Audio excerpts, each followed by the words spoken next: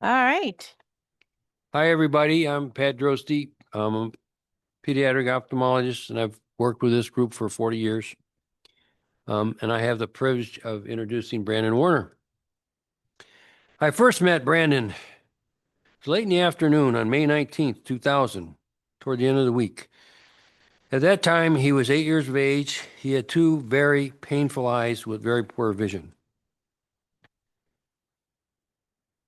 He appeared as an emergency patient and was sent by Dr. Michael Tracy, who had done several retinal reattachment procedures for both of his eyes for the treatment of familial exudative vitreoretinopathy. Brandon was in extreme pain in each eye. His intraocular pressures were above 60 millimeters in each eye, and the eyes were very red.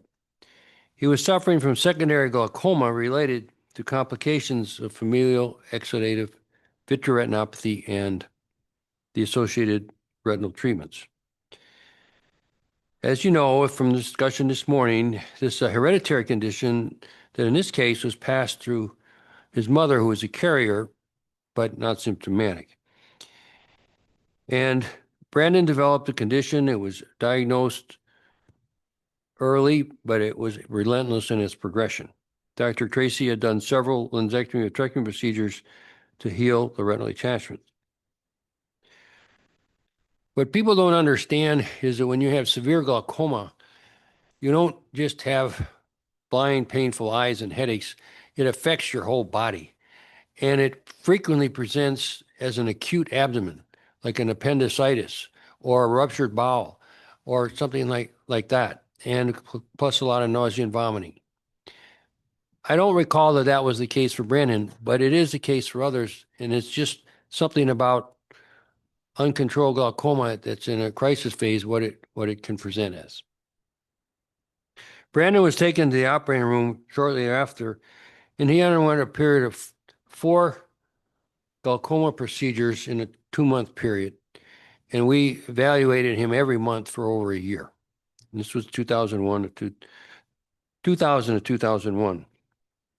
Fortunately, we were able to control the pressures and save the eyes, but not the vision.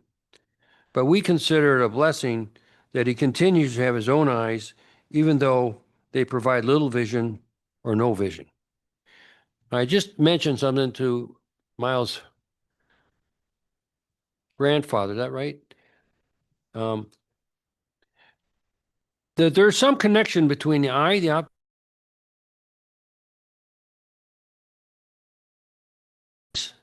don't see. There's a thing called extra visual perception, meaning your eyes help you see what's around you, your ears help coordinate that, and there's a synkinesis between the other cranial nerves, mainly particularly hearing and proprioception, and vision, that is maintained if the eyes are still kept in place. If the eyes are removed, that's circuits interrupted, and then you totally use your extra visual perception. So I consider it a blessing that he still has his eyes. That was the beginning of Brandon's journey with us. He was always energetic. He loved to talk to people. He's a great socializer, and he loves to listen to stories.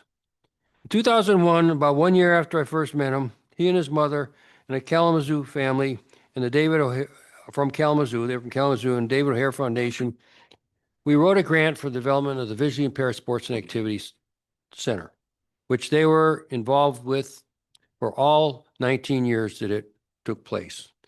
The Visual Impaired Sports Activity Center was an opportunity for visually impaired children to meet other visually impaired children, and most importantly, for the parents to interact with each other, find out what's the best way of educating, what's the best way of keeping them busy, what's the best way of keeping them safe. It was very productive, and we attracted children from all parts of the state and even some from Ohio.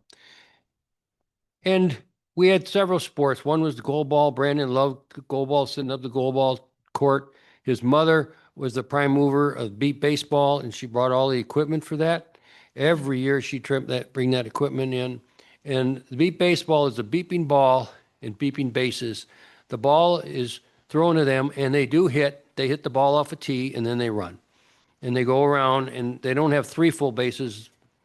They don't have 4 full bases, they have only 3. But it's a tremendous opportunity for them to enjoy the thrill of hitting a ball, trying to feel the beeping ball, and so on. And vision-sighted kids can play too because they can put masks on and they see how hard it is for their brothers or sisters visually impaired to function. So that was another benefit. Then we brought in animals, horses, and let them to get the animal side of things. We had a little something for everybody. And it gave the opportunity of parents to interact with other families across the state. Children met with children who had similar challenges and they didn't feel quite so out of the ordinary. And the teacher consultants for the visually impaired frequently came and they got a chance to interact with these children outside of the classroom or school environment. Brandon and his mother, as well as other members, early years, were very active in this program. But as Brandon went on to high school and later to college, he continued to come to our sports days and he would teach the younger children. He would tutor them in math. He came up with math programs for visually impaired children, particularly those who were having trouble. He was just a really, really good person to have around. Brandon went to college, became interested in digital revolution that characterized his generation. He's been employed at the University of Michigan for several years. He'll talk to you about that this morning.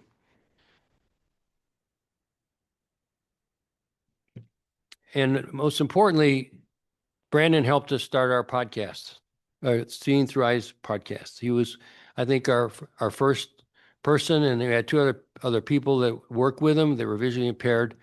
And to listen to these 3 of them talk, and I used to call it jamming, about what devices were working, what wasn't, it was just an eye-opening experience. So, ladies and gentlemen, it's a tremendous pleasure to introduce Brandon Werner. Thank you so much, Dr. Drosty. I think I'm both scared and honored that my doctor knows more about me. Also, I think this is the title slide, so my contact information should be here. Feel free to reach out to me. One thing I'd like to say, a few things that aren't on this slide. If someone could watch the Zoom, if folks want to ask questions on chat, that's fine. But if folks want to unmute and ask a question in the middle of the presentation at the end, that's fine. You can use the raised hand feature in Zoom and feel free to unmute and ask a question. I really want to make sure that folks have their questions answered here today. Also, I'll just talk a little bit about what I do at the University of Michigan before I go into my next slide. I'll say I'm not here representing the University of Michigan today. I'm here representing myself, but my job at the university, I think, represents to what we're doing here today. I've got a few different roles, but the one that relates to what we're doing today is that I teach assistive technology to students at the University of Michigan. That's part of my role. When you transition from the public school system or the private school system to college, the need for assistive technology, you have to have more advanced skills in the assistive technology used, and sometimes you have to use new assistive technology. And I teach all kinds of assistive tech on all different operating systems. For example, everything from folks, wanting to learn how to, use advanced writing features in Microsoft Word to music programs, coding. Sometimes we have blind engineering students come into the university, so they have to learn how to use the Linux operating system, and obviously learning the screen reader on that platform. This represents another set of challenges. So we facilitate, my department, among other things, facilitates that, getting people the assistive technology and the training they need. Okay, next slide, Louisa. So this is the main themes of the presentation. So using assistive technology to succeed is, I think, the main thing that this presentation is about. I'll talk about a lot of different things today, but that's the main thing, how you can use it to succeed. We'll talk about my experiences with different tools, and we'll pass those tools around the room. Recommendations for different life situations. This is really important because knowing about the technology is one thing, but knowing when to implement it and how to implement it is a totally another thing. The importance of self-advocacy. I talked to this about folks earlier, but this is something that needs to be practiced as kids grow up, because in the public schools, you may have someone to advocate for you, but once you're going on to college and after in life, you're your own advocate. I tell my boss and my coworkers what I need. I know if you ever, I mean, this goes for this presentation too, but everyone ever heard the saying, a closed mouth never gets fed. Like seriously, like ask questions, you know, and you know, don't be afraid. Next slide. So, so Braille technology is essential for people with low vision and people who are losing vision. People who have a prognosis of lowering vision or blindness. It's super important because developing these skills early in life, how to feel Braille, the tactile sensation of Braille. The early exposure creates confidence. This is really important. And because, you know, if large print might work for someone with their younger, but especially for like a lot of the conditions like RP people that are are losing their vision, I wish I could bring them in here, but so many of them, I could bring them up to the front of the room and they relied on sighted access to technology and print at a young age. And I taught people how to use screen readers at 18 or 19 years old, which is possible. And they are successful today. But imagine how much easier it is if you learn this stuff when you're 9 or 10 rather than when you're 18 years old. It's obviously it's harder to learn as you get older. Okay, the next slide is foundational Braille tools. So the first thing, I'll just kind of give a definition of some of these tools, and then the next slide, I'll talk about them and pass them around. So Perkins Brailler, it's over there on the table. I think maybe this one, it's best we don't pass it around because it's heavy, but if folks want to go see it, probably most people have. Everybody, I believe, should have one of these. It's a manual typewriter. I would just say it's equivalent to like, you know, a visual typewriter for someone sighted. And they're just really important tools to write down information on paper, make a shopping list, make notes, things like that. Slate and stylus. This is a tool that we will be passing it around. It's sort of a board with a metal instrument, and there's a stylus used to poke data through it.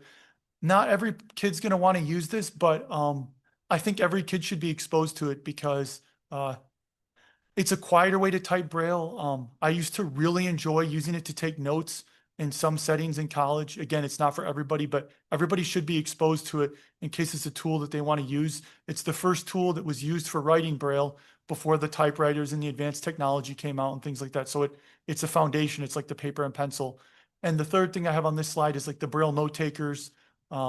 These are like, you know, computerized options that you can use to write Braille, whether you connect it to another device or some of these devices kind of have an internal operating system and sort of set of apps of their own that you can use. Okay, the next slide is examples of Braille tools I use daily. So this first one is a Versa Slate. If someone could pass that around. This is a really great tool. It's simple, but it's great. It's like a plastic little pocket size handheld thing with a stylus that comes out of it. I'll say it's kind of equivalent to an Etch-a-Sketch for someone who can see, and you can poke the dots through and then you can erase them. It's really great for writing down a phone number or a quick note, especially in a loud environment, like maybe it's like a loud concert or a party or something like this, or maybe it's like at an expo hall, you can't hear people, and it's a quick way to take something down and then write it into the computer later. I kind of touched on the Perkins Brailler already, but just saying it's super helpful for anything that requires layout, like doing math problems, writing poetry, anything that requires layout. Being able to write something and lay it out on a piece of paper is really essential. So Braille note takers are really important. I brought one today. I don't really have a modern one. I haven't bought one in a long time, but the one I brought to show people is the PackMate. It's an old note taker based on, if folks here are technical, I'll describe it. It's based on Pocket PC from a long time ago. So from 2003, you have Word Mobile, Excel Mobile. You can open the file browser, different things like that. I think the key thing I want to talk about here is I've brought in some really old Braille tools and some really new ones. I brought the PackMate, an older Focus 40, and you can pass all these around. In a thinner Focus 40, But the thing you'll notice about all these is that the Braille technology and cells in all of them is the same. And why I say that is you don't need a new one. All these pieces of Braille technology I bought on eBay. I don't have anything new. It's too expensive to buy it new. And it just a lot of like times it's like surplus at state agencies or people, older folks who have it, may pass along and it gets sold on eBay. Because folks might know, old blindness and old age is popular, whether from, macular degeneration or diabetes. So a lot of times these older folks get the Braille displays, but you don't always need a new one. Now just talk about the PackMate. Just because it's old doesn't mean it's not useful. Excel from 2003 works the same as it did then, and I can still use this to write things down in spreadsheets. If you save a newer Office document in the old format, you can use it on that device. I mean, these devices are $6,000 new or more, and if you can get one for $100 or $50 on eBay and make use of it, that's really great. I think in some cases, the older devices can actually be more beneficial for folks. The newer, thinner Focus is more complicated than the older one. And when I say that it has a text editor built in, it has a menu system. The older Focus, it literally all it is you plug it in via USB port and it starts to be a Braille device for the computer. We found that for folks with neurodivergence, sometimes this can be really great because the device doesn't require as complicated of a setup. You literally just plug it in and it works. There's no menus to get lost in. So in some cases, the older devices are better. And I would argue that maybe even the older, thicker Focus is more durable than the new one. The new one does have Bluetooth, but there's pros and cons to all these devices. So I've kind of talked about them. If anyone has questions about them, anyone here or online, you want me to show you one afterwards, or if anyone online wants to unmute, like feel free to unmute at any time. Maybe I'll stop quick and see if anyone online has any questions. Okay. Brandon, no, I don't have any questions that have come in from online. Okay. You say you do or don't? I do not. I'm sorry. Okay. So going on to the next slide. So we're going to talk about choosing technology for the classroom. So many options exist for printing technology, for printing and Brailling assignments and printing assignments. So this is something important. Totally blind students benefit from both an iPhone, an iPad, and a laptop. The laptop, a new trend has been pushing blind students to the iPhone and the iPad, which are good tools. But really, because of the way the screen readers are, which we'll get to later, the laptop is still a very important tool. And the Braille note takers, we talked about this already, but they can be useful on their own. If they have the note-taking features built in like the PackMate, or they can be paired with a device like those two Focus Braille displays can be paired with your computer, and then it's like a screen for your computer. It's important to understand the strengths and limitations of each device. Like I said, a device is easier to use, but it might not have as much functionality, or it's more complicated, but that makes it harder to teach to students. So there's pros and cons for each. So the next slide. So I first want to point this out.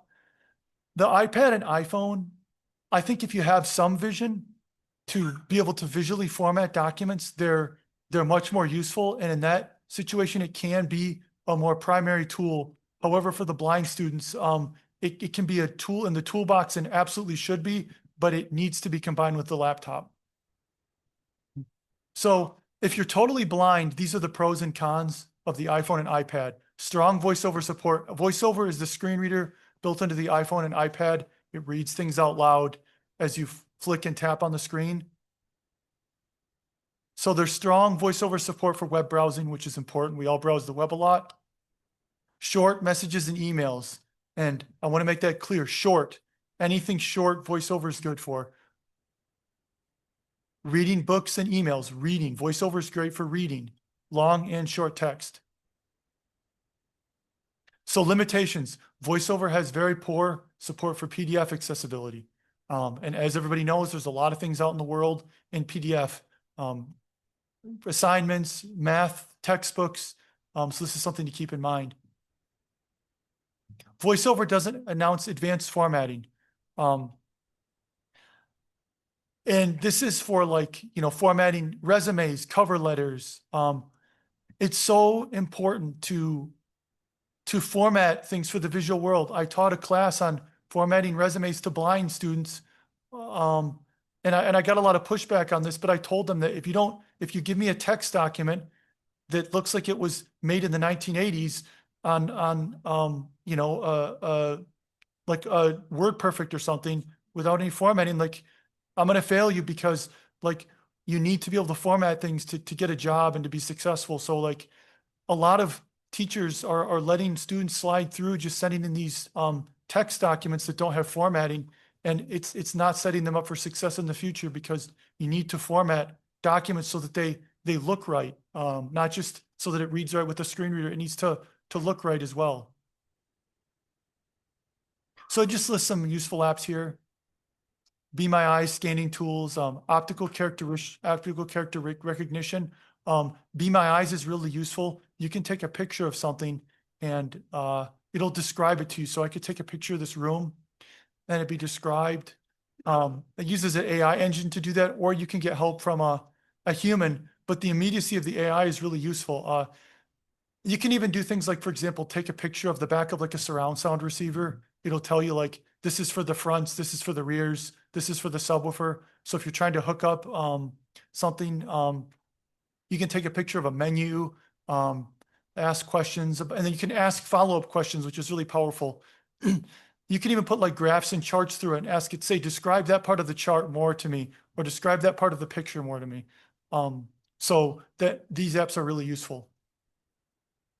Okay, so this is next slide, Louisa. I probably have to speed up here too. I know, am I supposed to end at 1? Am I supposed to end at 1, Louisa? What time am I supposed to end? Yeah, that would be good. Okay. Mhm. Okay, so let's speed up here. So classroom technology, why a computer still necessary? So basically the formatting is the main thing here. Being able to add that formatting that I talked about. So Google Docs is I think a big sticking point. It's really difficult to use with screen readers on all platforms, but it does work the best, I would say, with NVDA, probably second best with JAWS.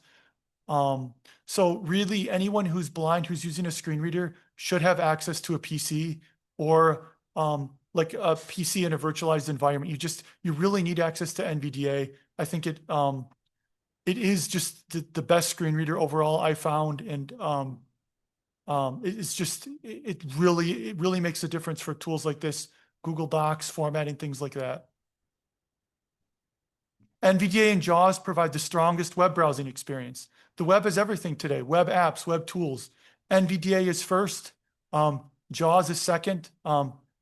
VoiceOver and Orca are catching up rapidly. I would say both of those have pros and cons, but they're still not quite as strong as JAWS and NVDA and Windows, just because these tools have been developed over so many years. But I would say these tools are rapidly catching up, and all the screen readers are very good.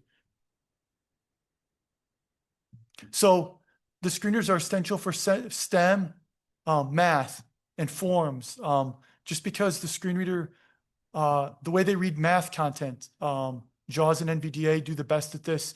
Like if you're trying to go through a calculus class, they'll break down and let you read chunks of equations and move through the equations piece by piece and really read that bit by bit.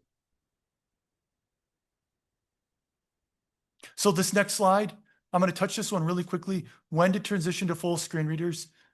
If the magnification level is 4x to 6x or greater, serious discussion should be having about implementing full screen reader use.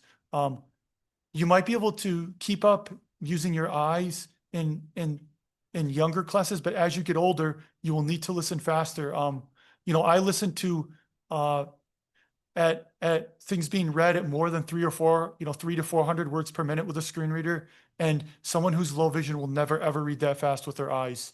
It is just too slow for college content and for reading. I'm not saying don't use your vision, like by all means use it, but use it when you need to. Use it when the screen reader doesn't work. And then when the screen reader does work, take advantage of it and plow through content. Okay, next slide. So this slide's about the compass. I mean, I think like as important as your cane or guide dog, and this isn't taught as much in O&M, I don't know why. The compass is like, in my opinion, one of the most important pieces of travel technology. I know right now, I'm facing south and that the east side of the room is to the left of me. Why that's important is because if you spun me around and I had my compass, I would know where the exit to this room is. That's really important when you're like in an expo hall or something walking around and you want to find the exit of a room. With buses, if you're trying to decide what corner of the street to get off on the bus, so you don't have to cross as many streets, which if you can't see, it can be dangerous to cross a street. It can be the matter between having to cross a dangerous street or not, based on what bus stop you get off at. And the compass will tell you what corner is my building on, what side of the road is the bus going to let me off on. Knowing when you get out of a car, an Uber, am I in the right place or the wrong place?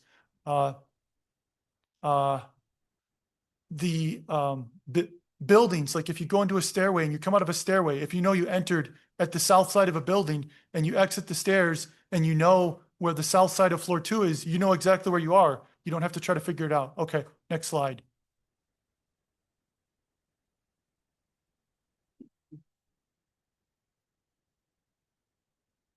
So the next slide's on mobile apps. I'm going to I've touched this already, so I'm going to, like Uber and Lyft are really good if, I got to kind of start hurrying, but Uber and Lyft are really good if you're blind.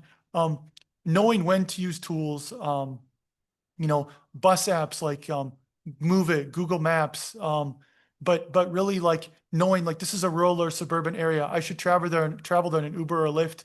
A lot of folks say Ubers and Lyfts are expensive, and they can be, but I think the thing to think about is sighted people pay this much money on a car. I think really the problem is they're expensive because not enough of our visually impaired people are getting employed. So the question really should be about how do we increase employment, and that makes Uber and Lyft more affordable for people, just like a car is affordable to a sighted person with a job.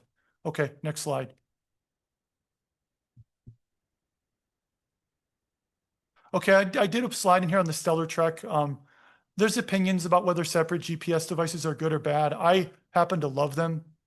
But the Stellar Trek is a ruggedized GPS handheld device, which I think is really good for travel, for totally blind and low vision. It's rugged, good for outdoor use. It won't drain your phone battery. It can tell you what intersections are around. It can let you browse the map to understand the area around you. So it's just a really good tool. I think we got to move on, but if anyone has questions about that tool, feel free to ask me afterwards.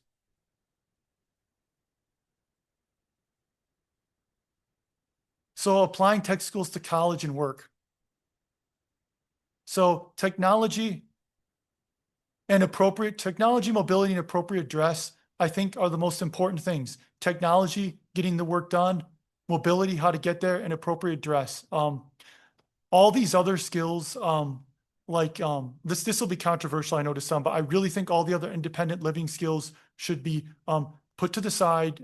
It doesn't matter as much if you can cook or if you can make a bed, even if you can clean, because the most important thing is getting the job. You can get a job, you can spend the rest of your life learning how to make your bed. And I know a lot of people, I mean, I go visit my friends and I have to use my cane in their house because like I trip over like clothes. And so like even sighted people aren't cleaning. So the three, O&M, technology, and dress. So as you're like trying to decide what you want to do in your life, like asking yourself these questions I have on the slide. Do I want to do this in the long term? Can I succeed realistically with my disability? Some of the blind agencies say you can do anything you want, and I just think it's unrealistic. Do something you can be successful at, and like ask yourself the hard question, like, is this something I can do? Like, is this something I can do well? If you're in a classroom and you're like in a lab and you're having to have like a scribe tell you everything that's going on in the lab, like, I mean, maybe you could do this long term, but do you really want to? I mean, you just have to answer some of these hard questions. Would you hire yourself to do the job? That's another thing. Knowing you're blind, would you hire yourself to do it? Okay, next slide. I'm going to skip over some of these things so we can move on. Job searching is so much easier than it is in the past. With online access to resumes and stuff, you used to have to look at a printed resume. Now you can apply for jobs online.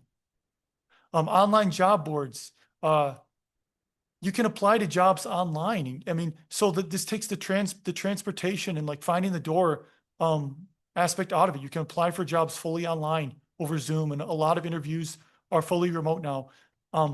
Where I work at the University of Michigan, we hire people. We don't even have them on campus anymore. We do the interviews and hiring completely remotely. So there's no transportation concerns here. Okay, next slide. So keep LinkedIn updated. Microsoft's always improving its accessibility. Some tasks may be harder for you, so highlight your strengths and do well at those ones you can. So if you need assistance in some job duties from your coworkers, then you can do well at the other. I'll give an example. I'm a good traveler and I like speaking in front of people. So one of the things I often do is go on campus and work with students and go give presentations. And then some of the things that are difficult for me to do from inaccessible computer technology, the folks who work fully remotely can take on those job duties. So this is kind of obvious, but marketability, certifications, classes, new tools. So then next slide, final thoughts. Assistive technology is a toolbox. There are so many different options I've talked about today.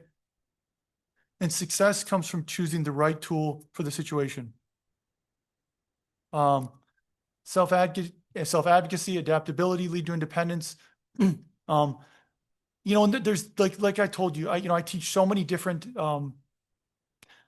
technologies in my work. You know, I teach, like I said, so I'll just give you an example. Like, because I'm like a scientist, I use the Linux operating system as my primary operating system in the Orca screen reader.